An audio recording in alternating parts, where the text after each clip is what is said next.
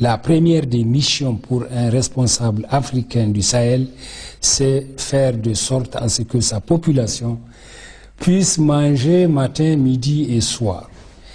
Et pouvoir également produire dans le pays même, les quantités nécessaires pour sa population. L'importation des produits alimentaires commence à être très très élevée, donc il ne nous reste plus qu'à produire et produire davantage en mettant le maximum de nos moyens. Les 10% de notre budget, c'est bien cela, 10% de notre budget doit aller à la production alimentaire. Mais au Niger, avec 10%, ça ne pourra pas suffire nos besoins alimentaires. Donc alors, nous allons passer de 10%, aujourd'hui nous sommes déjà à hauteur de 10%, nous voulons passer à un chiffre supérieur pour permettre, n'est-ce pas, la production et pouvoir autosuffire nos populations. D'où l'intérêt que vous avez manifesté, notamment pour la production du niébé. Vous avez soutenu financièrement la production de niébé. Est-ce que vous pouvez nous rappeler le mécanisme de soutien que vous avez mis en place? Oui, parce que voilà, nous produisons du niébé il y a longtemps. Depuis des années, on produit le niébé. On a tout le temps parlé de la lutte contre la pauvreté en Afrique, lutte contre la pauvreté. Mais alors, quelquefois, moi, personnellement, je me suis dit, avec ceux qui voulaient bien m'entendre, mais lutter contre la pauvreté sans pouvoir donner les moyens nécessaires à la population pour que dans les foyers, les familles, on puisse lutter contre la pauvreté, je ne vois pas la voie par laquelle on peut, n'est-ce pas, atteindre cet objectif.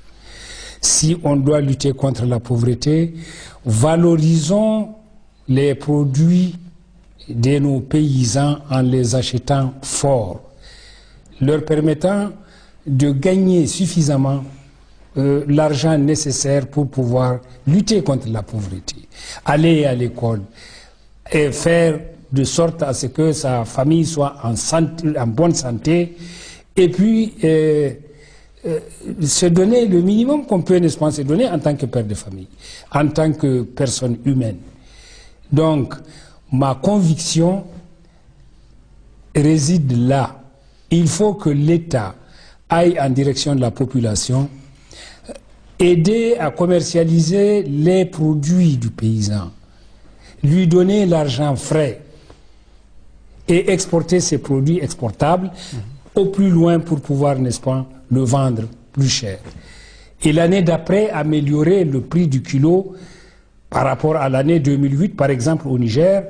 Notre intention est d'exporter le haricot commercialisé cette année, acheté à un prix acceptable, l'exporter, le vendre, et pour la commercialisation 2009, ce qui a été obtenu par la société de